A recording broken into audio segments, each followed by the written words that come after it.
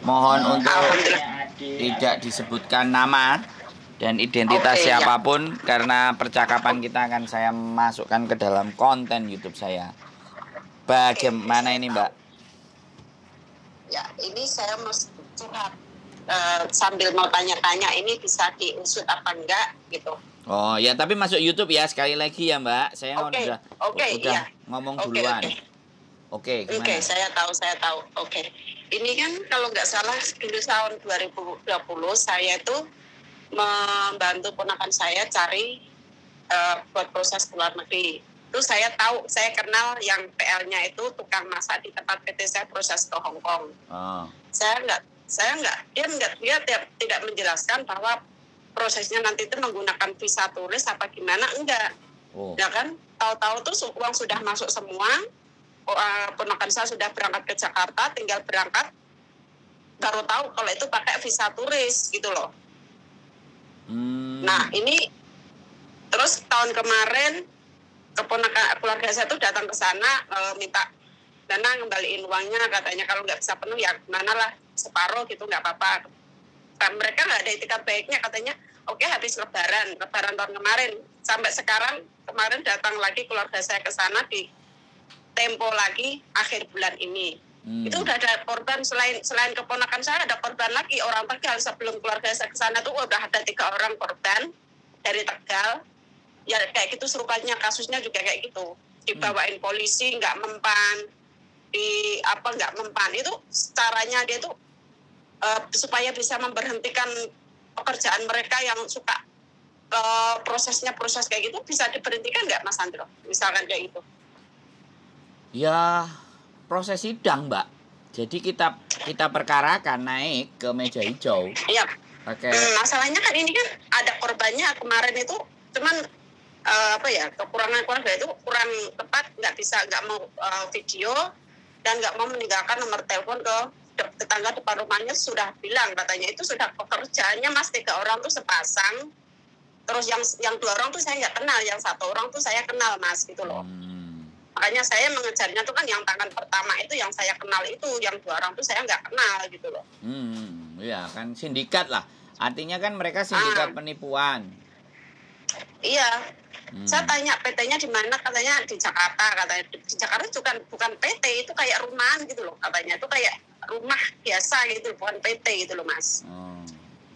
Tapi gitu. Maksudnya tapi bukti-bukti transfer, bukti-bukti percakapan, kalau ibaratnya ketika kita mau naik ke meja hijau itu kan yang dibutuhkan kan 2 alat bukti dan 1 saksi gitu loh. Kalau punya 2 saksi kan lebih enak. Nah makanya itu kemarin itu kan sebelum keluarga saya datang ke sana itu sudah ada 3 korban orang Tegal datang ke situ, cuman nggak tahu itu gimana mau diproses lagi apa gimana, nggak tahu. Itu kemarin tetangganya yang bilang itu sebelum sampean Mas ada 3 orang Tegal datang ke sini, 3 orang bawa polisi juga nggak mempan, katanya kayak gitu, karena sudah pekerjaannya mereka seperti itu, katanya kayak gitu Mas.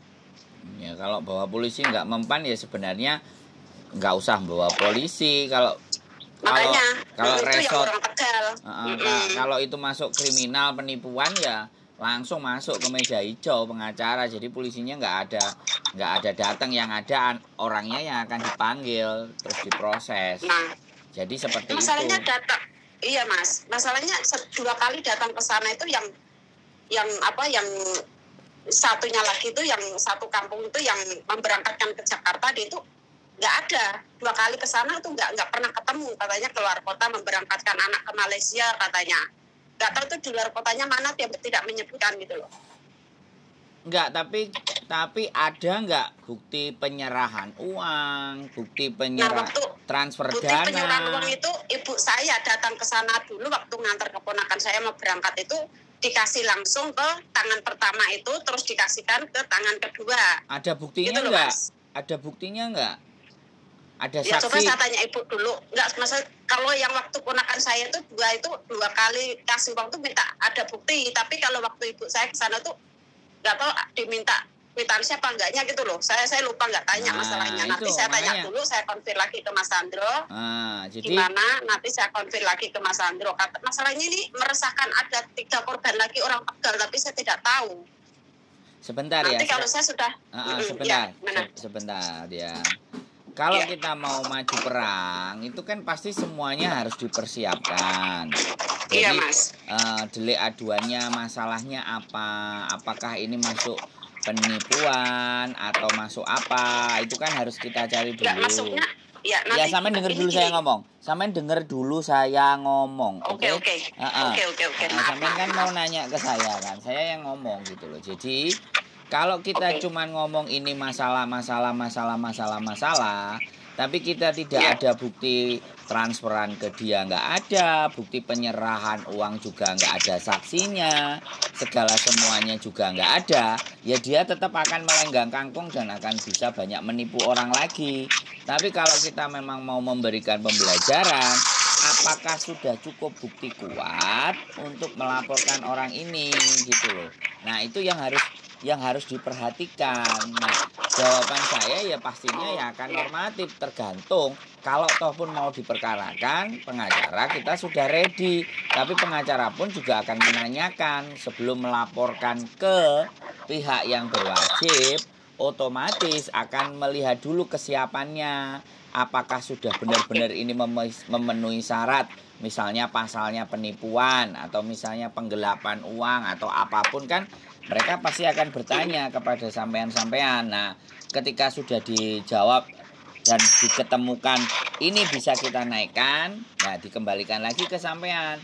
Mau dinaikkan apa cuman diviralin aja di channel YouTube atau bagaimana kan kayak gitu. Kalau mau diperkarakan ya saya tutup. Nah, silahkan maju berkasus. Nah, silahkan dihubungi pengacaranya kan seperti itu ceritanya, Mbak E. Terus gimana sekarang?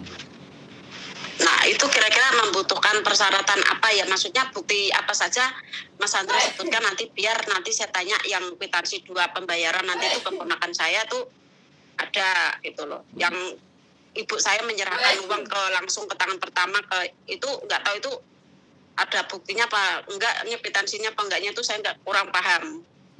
Jadi ibaratnya kan ponakannya jadi korban yang menyerahkan uang ibunya sampean itu kan sudah 2 saksi. Kalau seandainya mereka pada saat penyerahan itu dua-duanya ada di situ, itu kan sudah bisa jadi saksi. Nah, terus ibu saya sendiri sama keponakan. Kan itu sudah ada nyetorin percakapan dan perbincangannya seperti apa dan bagaimana.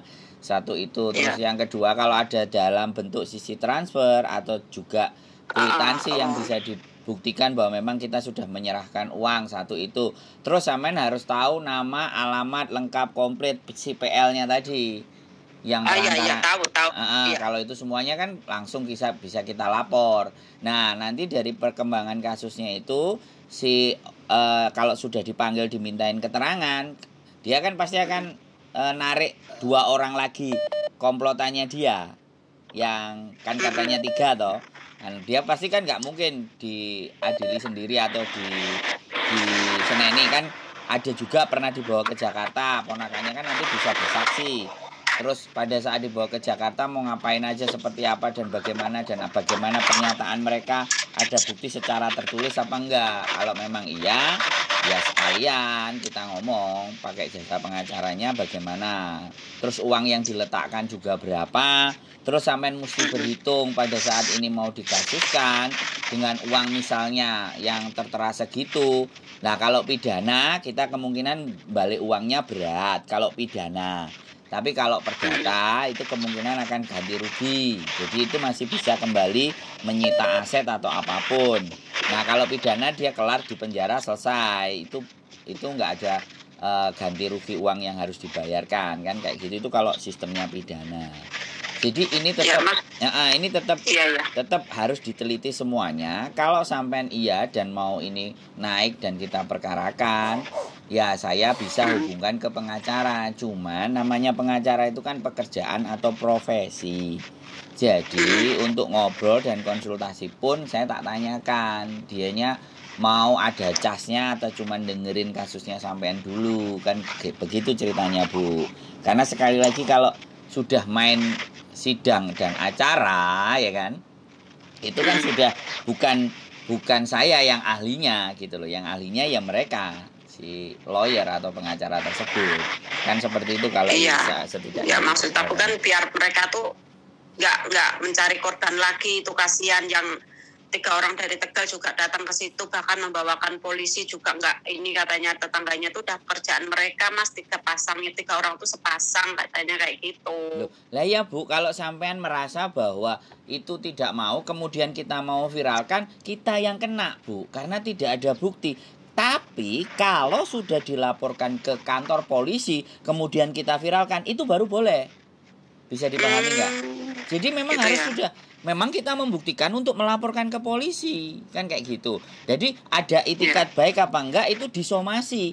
Surat somasi itu bisa kita naikkan ke sosial media. Kalau zaman dulu itu kan namanya berita koran Bu. Jadi pencarian orang atau kita menunggu itikat baik. Kalau sekarang kan somasi. Sebenarnya surat somasi itu boleh.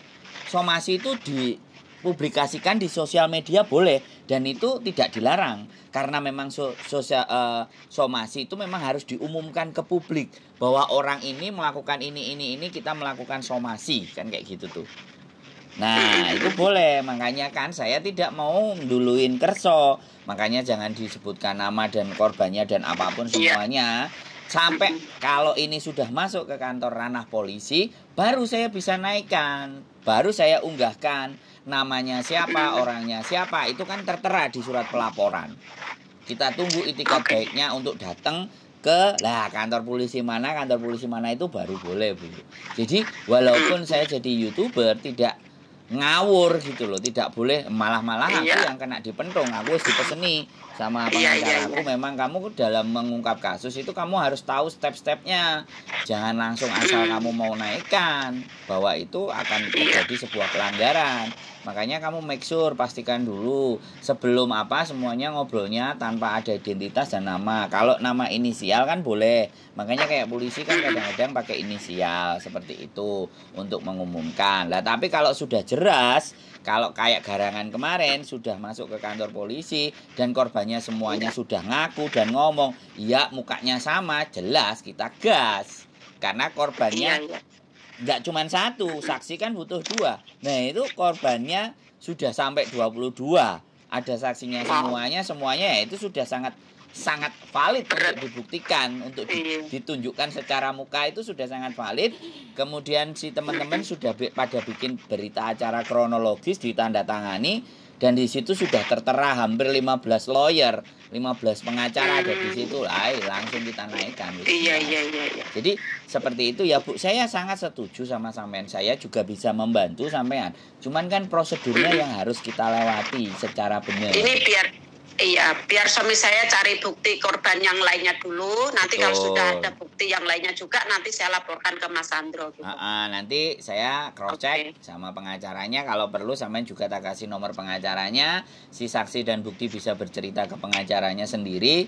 Lah nanti tinggal pengacara ini mau dimainkan apa baik, mau seperti apa dan bagaimana. Intinya seperti itu. Dan kalau sudah misalnya oke lah, ada yang memang kita kasuskan, ada yang memang kita mau bikin rame aja di viral, ya udah masuk ke laporan polisi aja, baru kita naikkan rame itu boleh karena sudah masuk ke pelaporan polisi. Kan kayak artis-artis gitu loh. Kalau artis-artis itu kan habis gosip ribut-ribut, habis itu ke kantor polisi. Nah, ke kantor polisi baru nunjukin surat pelaporannya kan, ditunjukin kayak gitu kan, terus difoto kayak gitu loh Bu. Bisa dipahami nggak? Iya. Nah, paham. Itu baru prosedur yang benar. Nah, kita juga pakai seperti itu. Saya sangat sepakat untuk menghindari teman-teman dari penipuan. Dari ngomong kayak gini aja teman-teman, kalau yang nonton konten saya sudah berarti berhati-hati dan waspada untuk job cowok, job cewek atau apapun yang melibatkan uang, karena proses kalau ke Hongkong kan potong gaji rata-rata kan, tidak bayar di depan kan, seperti itu. Ya saya sangat senang kalau sampean mau cerita, mau ngobrol. Pokoknya kita akan ikuti aja berita-berita. Saya sambil cari bukti dulu yang lainnya, yang orang Tegal itu saya cari informasi dulu. Nanti sudah ada 1 orang 2 orang lagi korban, nanti saya konfirmasi ke Mas Sandro gitu. Buktinya ini nanti biar Mas Sandro ngobrol sendiri sama korban yang lainnya gitu loh. Kalau saya sambil sini cari bukti ini dulu. Lagi ini saya minta solusinya ke Mas Sandro, gimana ini bisa ini enggak gitu loh. Siap. Pastinya kalau alat semuanya lengkap komplit, ya bisa dinaikkan. Yang penting satu, sampean juga jaga sehat. Jangan sepaneng, jangan sepaneng ini terlalu dipikirin. Kesehatan sih dicoba, Mas. Ya, jadi nek sampean kok kepikiran iki nemen kan ya repot juga. Makanya majikan tetap penting, sampean ya harus sehat. Kita angkat telepon. Alhamdulillah, pun diangkat lah. Kalau telepon Miss Yuni mungkin di sini nggih sibuk. Telepon Mas Andro coba. Iya, sehari itu alhamdulillah 200 dia bisa telepon bunyi itu sampai 200 kali. Itu pun kalau diangkatin semua mungkin kepalanya pecah. Yes. Siap. Bejoku berarti bejo ya kalau diangkat. Siap Mbak. Gitu. Aku ngangen coba telepon Miss Yuna apa Mas Andro ya minta solusinya gimana. Ini kan masalahnya kalau saya nggak tahu ada korban yang lainnya mungkin saya nggak mau telepon apa setiap kayak gini karena aku tahu ini ada korban yang dari Tegal itu 3 orang loh, banyak juga ini yang nggak terima gitu kan. Itu belum tahu yang lainnya juga gitu loh Mas. Kasihan kalau nanti masih ada anak-anak lain yang jadi korban lagi gitu loh. Ini harus diberhentikan gitu loh. Oke, siap. Pokoknya ya memang gitu. Kita tujuannya seperti itu supaya teman-teman semuanya waspada dan berhati-hati terhadap hal-hal yang gak bertanggung jawab seperti ini. Ya, bagaimanapun saya sangat berterima kasih ada informasi. Ya, saya juga terima kasih. Nanti ada info apa-apa gimana saya konfir ke Mas Andro. Siap. Saya minta bantuannya supaya masalah saya ini bisa diselesaikan gitu. Secara baik-baik apa gimana gitu. Siap. Oke. Makasih ya Mas Andro. Sehat selalu nggih Bu. Matur sembah nuwun. Nggih. Assalamualaikum. Waalaikumsalam warahmatullahi wabarakatuh. Oke, teman-teman. Ya bojoku no comment. Oke, bojoku no comment. Jadi proses dari Hong Kong, sekali lagi proses dari Hong Kong, kalau itu untuk tenaga kerja rumah tangga, sekali lagi dari sisi rumah tangga, pembayarannya semuanya by potongan. Jadi tidak ada membayar di depan. Kalau ataupun ada membayar di depan, berhati-hatilah. Dan apakah yang membayar di depan itu penipuan, saya tidak bisa bilang. Tapi saya cuma berpesan, berhati-hatilah dalam melepaskan uang. Karena kalau uang sudah lepas dari tangan, nah, untuk kembali itu rodok mumet sih. Jadi semuanya tetap kita telaah, tetap kita sampaikan. Saya juga tidak gegabah untuk menyampaikan hal ini, hal itu secara frontal ya. Kalau memang itu belum memenuhi syarat dan prosedur secara hukum, ya kita tidak bisa mempublikasikan. Dipublikasikan di sini itu kan sebagai ada pengaduan, ada cerita begini dan begitu supaya yang lain-lain supaya bisa lebih waspada lagi terhadap hal seperti itu. Mencari informasinya juga yang benar. Tapi kalau sudah memang itu resmi dan sudah ada pelaporan dari kepolisian, maka kita akan bisa meng-up karena disangkakan pertama itu kan jadi tersangka. Jadi disangkakan masih belum fix. Setelah proses pengadilan baru terdakwa, jadi didakwah. Nah kalau sudah didakwah itu sudah bisa dipublish. Tapi sekali lagi untuk mempublish sesuatu itu apakah persoalan itu pribadi, ataukah persoalan itu kayak pelecehan seksual itu tidak bisa dalam secara pengadilan itu dipublikasikan. Bahkan untuk bercerai pun juga ada yang tidak ingin diungkap. Tapi kalau proses perceraiannya pun laporan dan sidang segala sesuatunya itu mungkin ditulis di papan. Tapi untuk acara sendirinya perceraiannya itu terkadang biasanya juga close. Jadi tertutup, pengadilan tertutup, tidak bisa disampaikan ke khalayak karena bagaimanapun itu kasus pribadi antara rumah tangga. Jadi tidak dikonsumsikan secara publik. Jadi sekali lagi banyak sekali hukum-hukum ya aku nggak ngerti yang di Hong Kong kan ada juga sih organisasi dan kelompok yang masalah hukum kenapa mereka tidak banyak ditanya atau mereka nggak banyak bikin konten sosial media yang menjelaskan hal tentang berkaitan dengan hukum kan mereka juga sekolah hukum. Tapi itu nggak perlu kita persoalkan, kita belajar sama-sama di sini, diskusi tempat ngobrol. Keep stay tune my YouTube channel and see you next video. Bye bye.